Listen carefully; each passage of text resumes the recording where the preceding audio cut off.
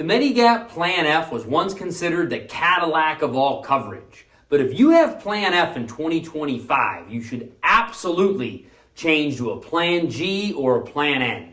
Hi, I'm Larry Goist, owner of LMS Insurance Group, where we help seniors navigate the Medicare Maze.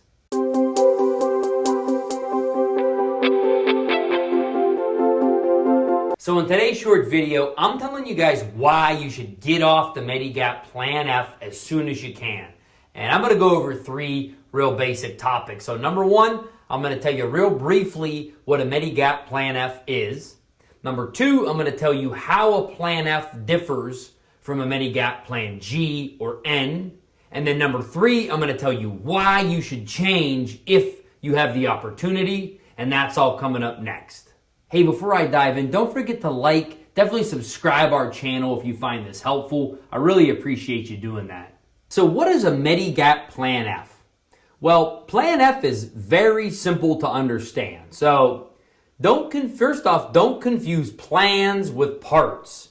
So you have Part A and Part B of Medicare, which on average are paying 80% of your claims at your inpatient and outpatient setting. And when you have a Plan F, you are paying a private insurance company and they come in and they pick up the 20% that Medicare doesn't cover. And that's why supplements are also called Medigap plans, because it's picking up the gap left behind by original Medicare. And as you can see here on the screen, a Plan F picks up every single gap left behind by original Medicare. So when you have Plan F coverage, you don't come out of pocket for any medical services. Medicare A and B pay primary, and then your Plan F, who's through a private insurer, picks up every single category left behind by original Medicare. And it's that straightforward. Okay, so how is a Plan F different than a Plan G or a Plan N? So these are all types of Medigap plans. So it works in the same order of operation, meaning Medicare A and B pay primary, and then that Plan G or Plan N still pay secondary. And there's only one difference between a Plan F and a Plan G. And that is on a Plan G, the G does not cover your Part B medical deductible. And in 2025, the Part B deductible is $257. So if you have a Plan G, you have the exact same coverage as a Plan F. The only difference, you have to pay the first $257 under Part B, which is your deductible. Okay, well, what about the Plan N? So again, the Plan N covers most of the same categories as the F and the G. But on a Plan N, you have a $20 office copay when you go to a doctor, and you have a $50 copay if you go to the emergency room and you're not admitted. And then a Plan N also does not cover what are called Part B excess charges. So those are the differences between the F, the G, and the N. So on an F, you have 100% coverage down the board. On a G, you have 100% coverage after your $257 deductible. And on an N, you have 100% coverage for everything except for the $20 office copay, the $50 ER copay, the $257 Part B deductible, and then an N also does not cover Part B excess charges. So if the Plan F covers more than the G or the N, why should you switch now? Well, the basic answer is simple math. So if you have a Plan F and you are paying, say, $50 more a month than you could for a Plan G, well, you're paying 50 times 12, right? 12 months in a year. You're paying $600 more a year for your Plan F than the G. And the only thing the F is doing that the G is not is the F is picking up your $257 deductible. So if you can save $600 in premiums and just have to pay $257 on the deductible, you should make that change every single opportunity you can. It's simple math. But you see, there's more to the story. So since the MACRA law was passed, the Plan F is no longer available to new Medicare beneficiaries. So if you weren't eligible for Medicare prior to 2020, you can no longer purchase the Plan F. So because of that, the pool of people paying into the F continues to get smaller and smaller and smaller.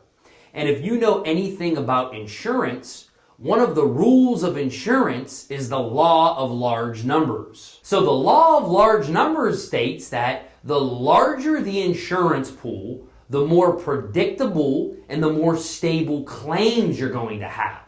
So again, the more people paying into it, you're going to have more stable rates.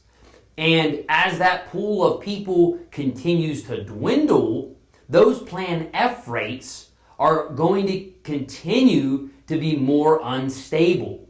In fact, the average rate increase on a Plan G from the most recent data I could find was about 3 to 5% a year, where the average rate increase on a Plan F is somewhere between 5 to 8%, but even as high as 12% in certain states.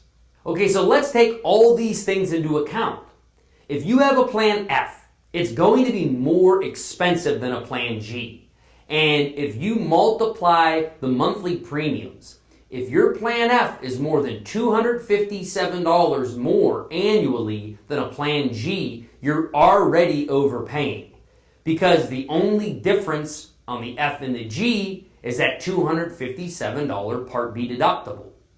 Even if that wasn't the case, even if your F was not more than $257 annually than the G, you should still come off the F. Why? Because you could only change Medigap plans when you're healthy. So if you stay in that Plan F, and 5 years from now comes, and those rates start to go up 12, 13, 14%, because the people in that group continue to dwindle, you are going to be locked into that Plan F. Where if you change now to a G while you're healthy and you can still qualify, you're going to have practically the same exact coverage, you're going to save money on premiums, and over time, you're going to have more stable rate increases because of the law of large numbers. So right now, currently, 39% of people on Medigap plans have the Plan G. And 36% of people on Medigap plans have the Plan F. Since you can no longer buy the Plan F unless you were Medicare eligible prior to 2020, those numbers are going to continue to be disparaged, right? The Plan F is going to continue to come down. And with Medicare supplements, you have to health qualify to change. So you might be watching this video and saying, well, I can afford my Plan F, I don't care. But you are not guaranteed to be able to change your Plan F. So if you are healthy enough to change, by all means, switch to a Plan G or a Plan N. Not only are you going to save money on the monthly premium, you're going to save money annually when you do the math. You're going to have more stable rate increases over time simply due to the law of large numbers. Guys, I hope this video was helpful. I'll talk to you next time. Larry Goist, LMS Insurance Group.